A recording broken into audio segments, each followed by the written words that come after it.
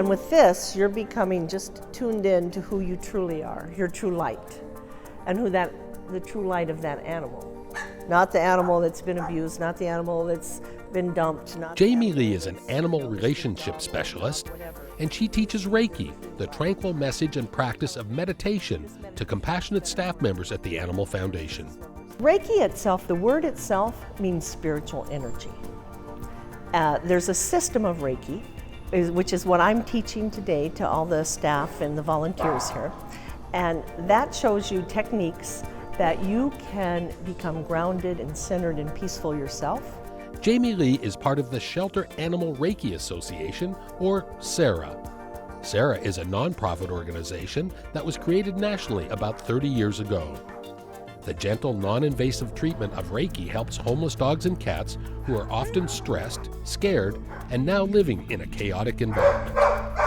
I myself also work with individuals and their pets, but the SARA organization focuses on the shelter and sanctuary animals because we're nonprofit and we want to make a big difference in the community because they need us the most. Most of us also have our own businesses, and then we will work with individuals with their pets. We can walk up because we always start at a distance. Jamie Lee shares her Reiki expertise to mostly novice Reiki practitioners. Typically skeptical, many workers are unconvinced that the techniques actually help the animals, including Shani Aaron, who has diligently cared for the animals at the shelter for 7 years.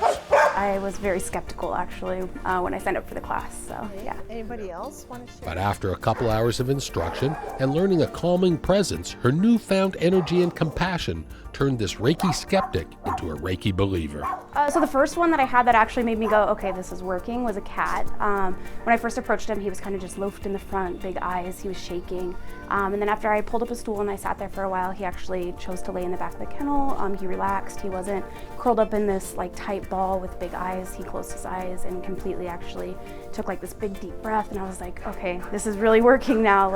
But I didn't know that was gonna happen. I sat in front of that kennel and I was like, let's see what happens. But he actually really did participate, and it was interesting to see. So this is very typical that people gain confidence and they really, really get into the Reiki because they see the animals respond. And kitties are kind of pretty Reiki themselves usually. With the exception of a solemn meow or two, the zen-like calm in the cat area is a quiet respite compared to the canine cacophony in the dog kennels. But Jamie teaches Reiki practitioners to remain centered and grounded, which transfers a peaceful serenity to the penned-up pooches. So these guys are doing great today because they're able to go in with the dogs even though there's barking, and they've even said, I can tell when I'm focused, the animals are quiet. When I break my focus, they come up and they start to bark at me. So the first thing we do, I'm going to do the 3 diamond, and of course we start with our hara breath. One Reiki principle is called the 3 diamonds, a Japanese tradition that corresponds to a trio of energetic centers of the body.